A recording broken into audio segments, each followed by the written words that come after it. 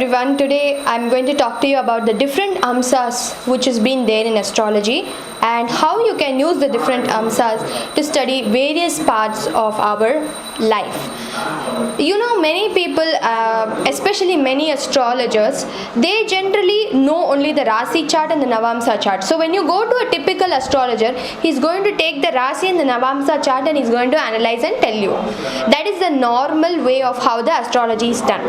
But many people do not know that there is more than 100 amsas which is available, and Parashara Maharishi has written more than, 108 to be very precise.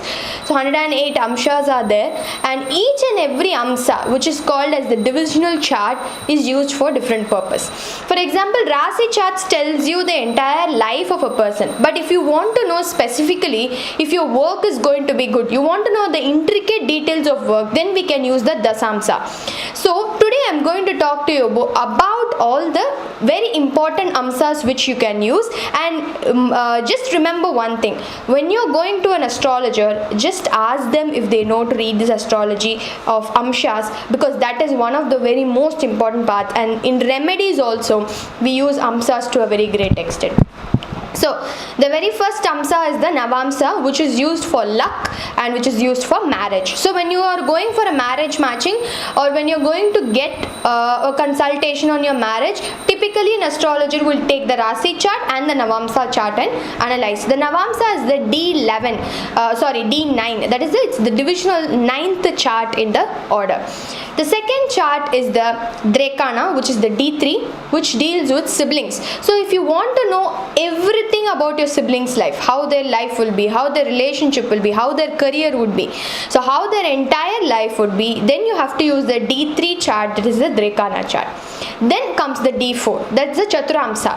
So Chaturamsa deals with everything that is related to house and property. So many people will ask a question: how many houses will I have? Will I have a house in a good locality? Will the house be very well? Will it be profitable for me? When will I buy a house? So all these questions can be answered from the house the Chaturamsa chart, which is the D4 chart.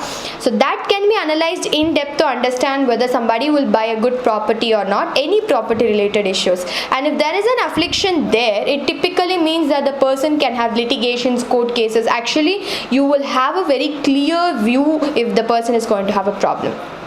So next comes the Panchamsa. Panchamsa is the D5, which talks about the spiritual education. So many people will want to know whether they'll be spiritually inclined and whether they learn a lot of things in spirituality.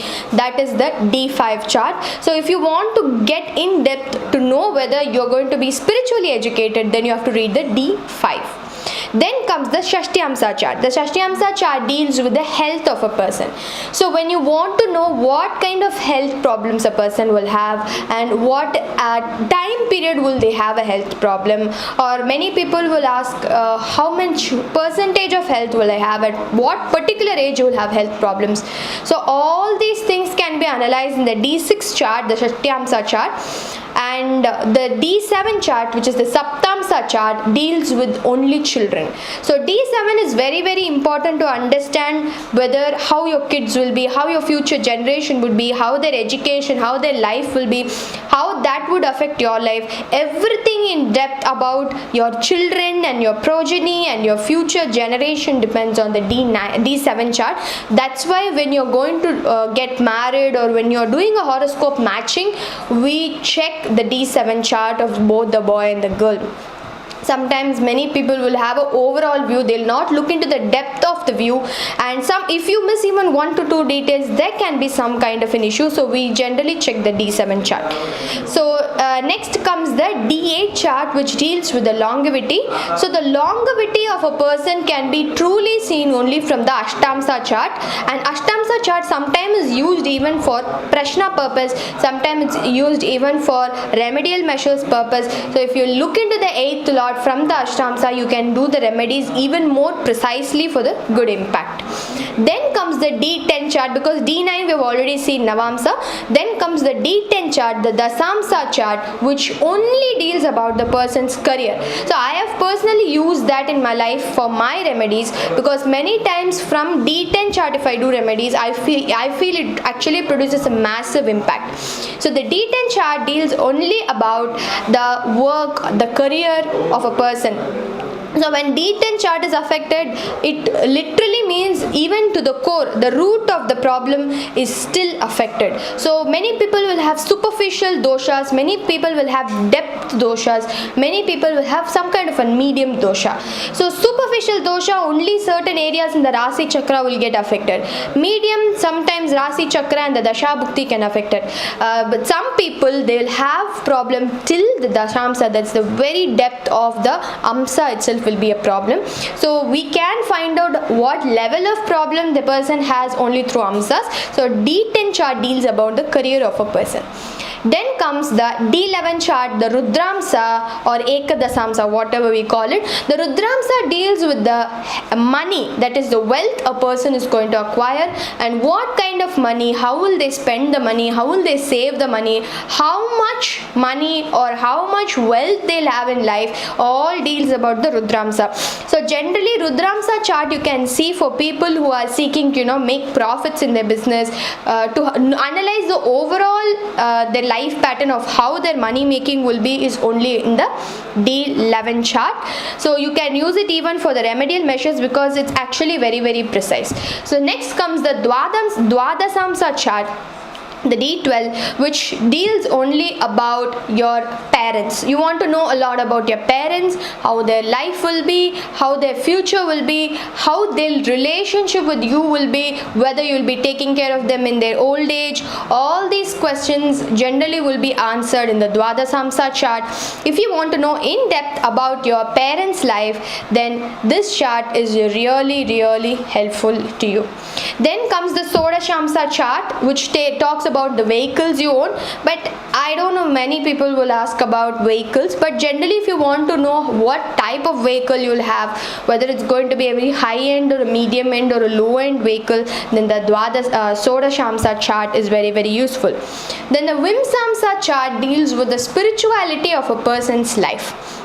Many people will have the thirst to know whether they'll be spiritually going in a direction of sannyas, dharma, whether they'll be able to cope up with the material life, whether they will come out of it. So all these answers only comes in the Vimsamsa chart. So Vimsamsa chart tells in detail about how your spiritual life is going to be, whether you will do mantra shastra, whether you will do sadhana, whether you will have a proper guru, how your sadhana is going to go, in what direction will you have distractions, what will be the result of the sadhana. Everything will be known in the Vimsamsa chart. Then comes the Siddhamsa chart, which tells about the proper education, like we go to the school, we go to college, we go to our graduation, we finish our post graduation, all matters related to education you can see in the Siddhamsa chart. So you can use it for kids, use it for them to analyze how their education stream will be, whether there will be some kind of a breaks, and especially to know what kind of specialization they can do, whether they have a good relationship with the guru, whether they have a good relationship with the friends. All these questions can be answered in the Siddhamsa chart. Then comes the Nakshatra Amsa, which deals about the health of yours. So for whoever person we're going to do the reading, if you want to analyze about the various nakshatra is our star, so it is based on our star, various other intricate details about our health. Though we have already had Amsa which is for health, this is also used for reading your health. Then comes the Trimsamsa chart. So in the previous video itself I spoke to you about Trimsamsa, of how to know whether a person will have multiple relationships in life. This Amsa tells you about your chastity. So chastity in the sense, see, chastity in nowadays is actually you can't describe it. It's actually a very big and a very sensitive topic. But to know whether a person will have multiple relationships or one relationship, to know in detail about that, then you can use the Trimsamsa chart. Then the Shashtyamsa chart, okay, the D60 is actually very, very important. 2 years back I've spoke a video about how to read twin children or triplets children's chart. Many astrologers, they take the same Rasi chart and use it for all the twins or maybe triplets or quadruplets, whatever. They use the same chart. There will be no variation, but in real life each and every child's life will be very different. So that's when we have to use the D60 chart, which talks about twins. If they have twin births, then if you use the D60, for 1 minute the Lagna and the planetary, for each and every minute the Lagna and the planetary position keeps changing. So in that case, this D60 chart can be used for the twins, and only then you will be able to give correct prediction if it's a twin child. Then comes the Kavedamsa and Akshavedamsa. It's very, very important. Kavedamsa tells you about what and all remedies you have to do in life, and Akshavedamsa tells you about your past life. So it is a reading which can be done to know how your past life has been, how the past lives, punya, papa, what and all are the afflictions from the past life, so that you can use the Akshavedamsa chart to use it in the Kavedamsa chart to take out the remedies and what you need to do.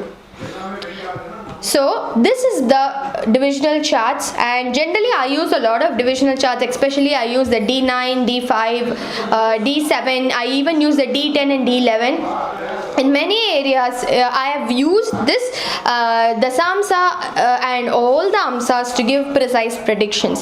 So in the coming videos I am going to take few Amsas and I am going to give you the astrological charts as examples of whoever I know, and we can even analyze a few celebrity horoscopes to see how it is working in real life. That will be very, very useful for you. See, I am giving you details which are very useful when you go to a professional person. At the same time, you need to understand that astrology is a very big ocean and there are humongous amount of techniques. One person will say there is Ashtavarga, one person will say there is yoga, there's one person who says Jaimini astrology, there's one person who says KP astrology. There are different schools of astrology, but you need to understand what technique works in reality. You can have 100 techniques, but yet only 10 can work. In that, very most practical useful technique is this divisional chart. So if you are an astrologer or if you are learning astrology, then divisional chart is a must. Otherwise, if you want to analyze in depth about any one particular aspect of your life, you can consult with me. I've given my link below, and you can also share this video, and don't forget to subscribe my channel because I'm going to give you very important details about astrology and spirituality. Thank you.